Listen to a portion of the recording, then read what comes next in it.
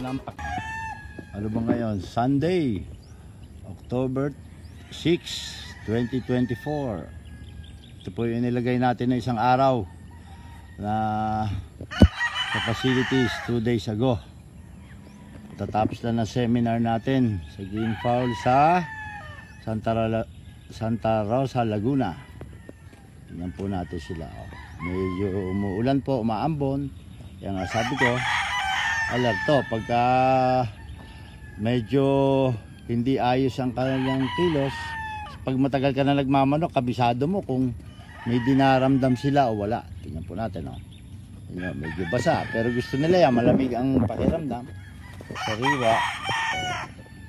Tingnan po natin isa-isa yung inilagay natin dito. Yan, tingnan po pagka naka-winning tone. Yan, tutukan. Pula mukha, humanic. Age cap po ito. Tingnan nyo yung hakbang niya.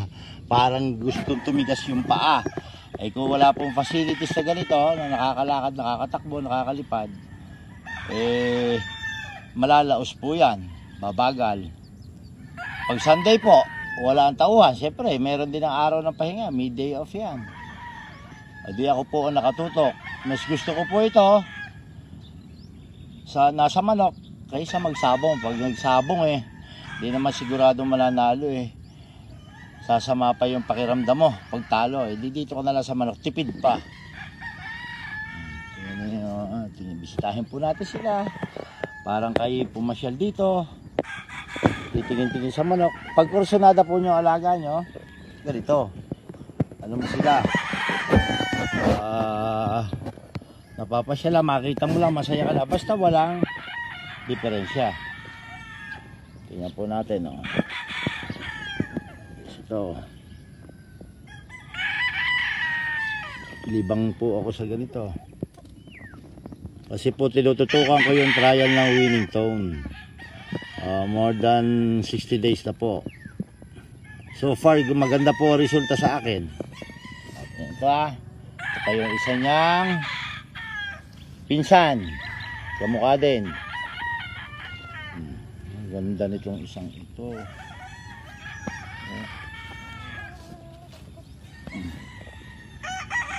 Tingnan niyo po, ayaw po niya nakahawakan. Masasakit talaga katawan niya. Pero yung una natin pinakita, mas maganda po ang balahibo nito.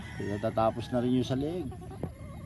Yung kulay ba, tingnan nyo ito, noong nagdaan, ang tingin ko po gustong lumaki ng paa, tuhod, o nung mailagay dito, ano po nailalakad-lakad niya.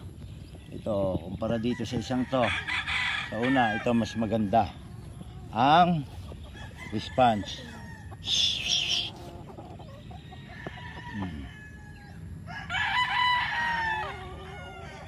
Ang kulay, tingnan po natin yung katabi pa. Nakakatuwa, ito pa yung isang katabi, isang itsura. Kaya po tingnan nyo ito, isa ito, nilagyan ko ng leg band na itim sa left. Kasi nalilito na nga po ako kakalito. Kasi nga isa itsura. Tingnan nyo itong pulet na ito, baby pulet. Ang ganda rin ito kumpara doon sa isa pa natin pinakita noon. Mag-performance pa lang ho yun. Dito muna tayo.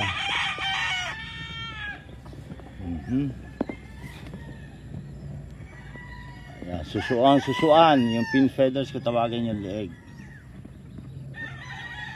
Ayan, naiiwasan po sila yung hawakan ng hawakan, hindi yung hila ng ang paa sa talian na nagsusugat.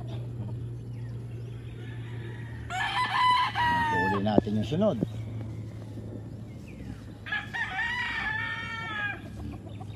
Rin.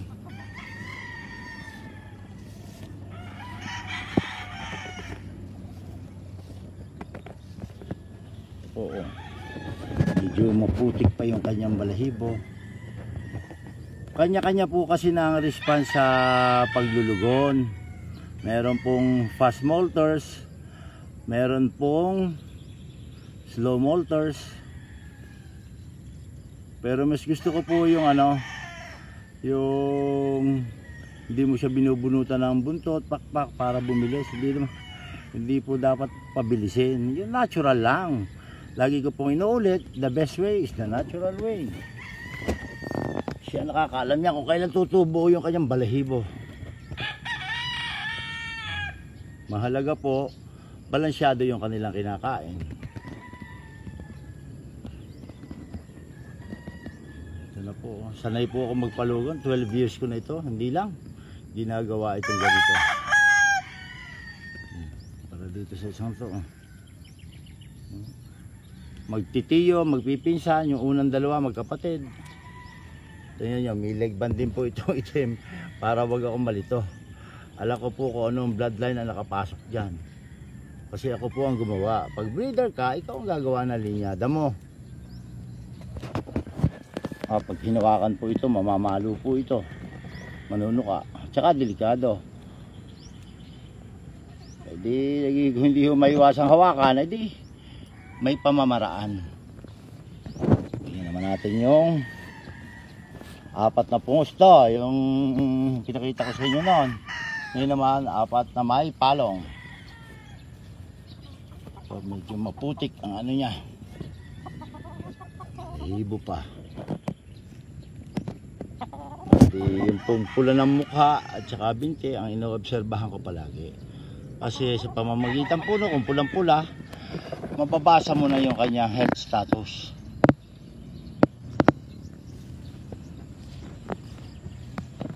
Natin yung iba pa. Ito, ganda ng kulay din ito.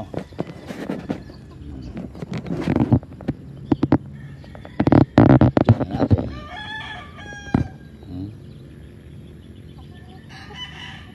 Galit na galit ako dyan pagka huliin na hawakan sa buntot. Mortal sin po yun para sa akin. Huwag na huwag. Ang sakit niyan.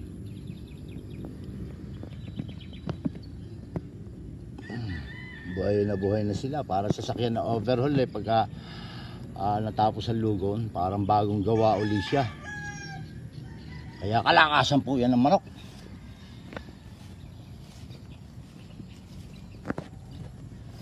Sunod.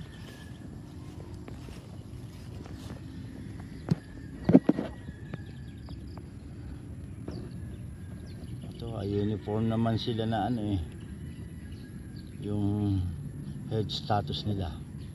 Pero syempre nga po, lagi sila naka-expose sa germs kasi wala naman tsinelas, wala sapatos, walang pingga, wala kutsara. Sa lupa kumakain, hindi. Dapat walisan mo man lang, alerto ka. Bakit kaya itong isang to? Ay, ganito.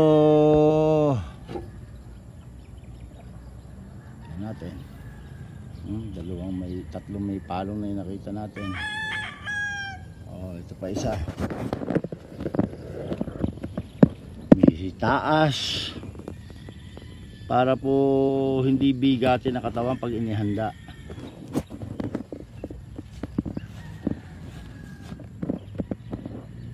I-update ko po kayo lagi pag may time na mag vlog. Baka sakali makakatulong sa inyo kasi nga sharing is caring.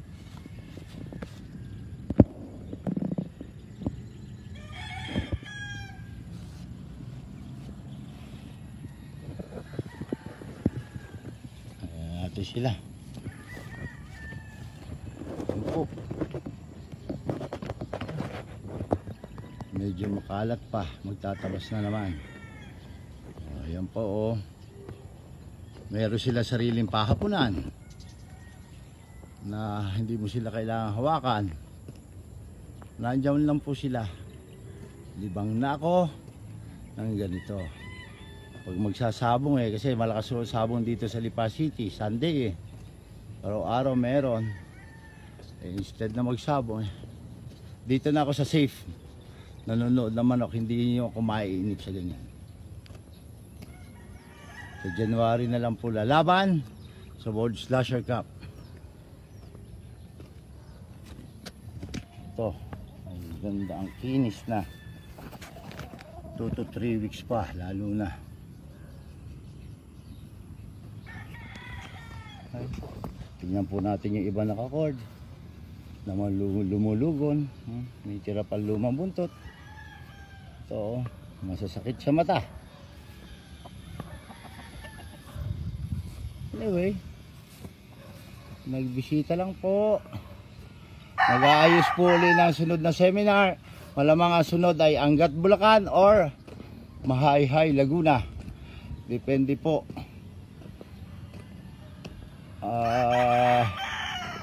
Sa mga tao na sales representative. Ganda na isa ito. Ito si 1950. Isa sa 1950 na inipon ko. Age cap. Ganda rin ang kulay ng binti. Pulang-pula.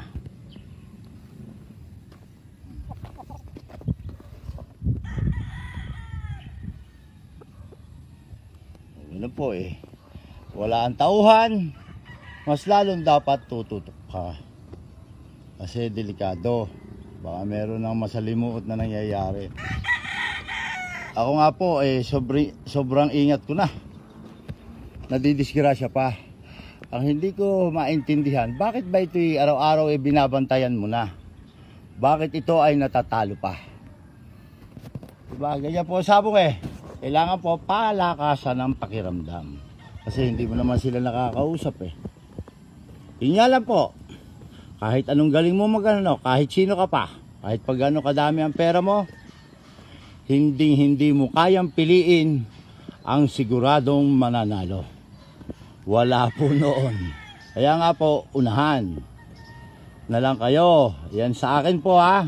Ang division ko niyan. 25% bloodline, 25% swerte malas, 50% ay kung paano mo inalagaan.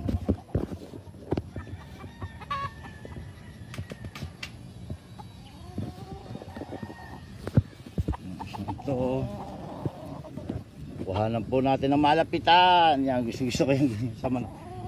Bigla yung ayaw magpahawak.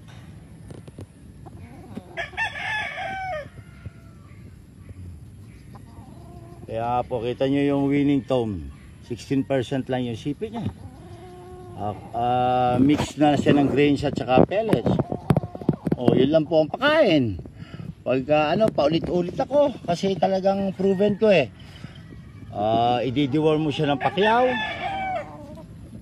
Ididilaws mo siya na wash and shine. O titingnan nyo, baka may eyeworm, canker. Basta the worst dyan pag hindi nagtutunaw, yun ang delikado.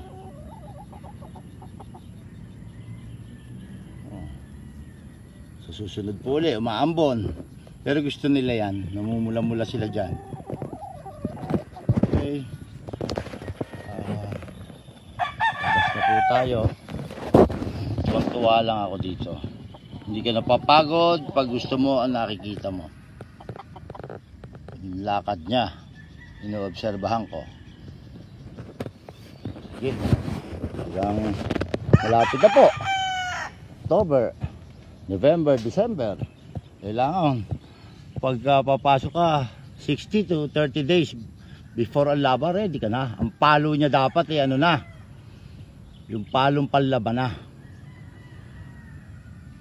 O, tingnan niyo po ito, yung pinto patulak para taboy siya. Marami akong naiaalala na isinishare na paulit-ulit. Ayan po, patulak para taboy siya. Kung man fighter siya, hindi agad siya makakalabas. Pag gutom niya, susugod siya, makakalabas yan. Ito po, ganoon na nga akong kaingat. Kahit nga tao, hindi basta makalabas dito. Nilalagyan ko pa ng abang na lagayan ng lock dito, ng padlock. Kasi nga, baka manakaw. Pag nanakaw pa, ay talagang hindi na siya akin.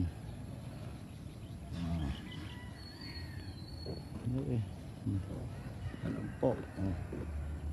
Ganda ng kulay, nakakatuwa po.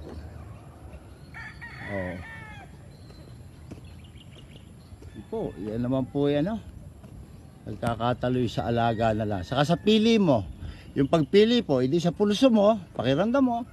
Eh di yun po ay nai-improve yung pagpili, di sa experience. Pag tuloy-tuloy ka lumalaban, the more na natatalo ka, mas marami kang natututunan. Po, pag Sunday, walang tao, pahinga, mas tutok po dapat. Sa Progressive Poultry Supply, tamang nutrisyon para may proteksyon.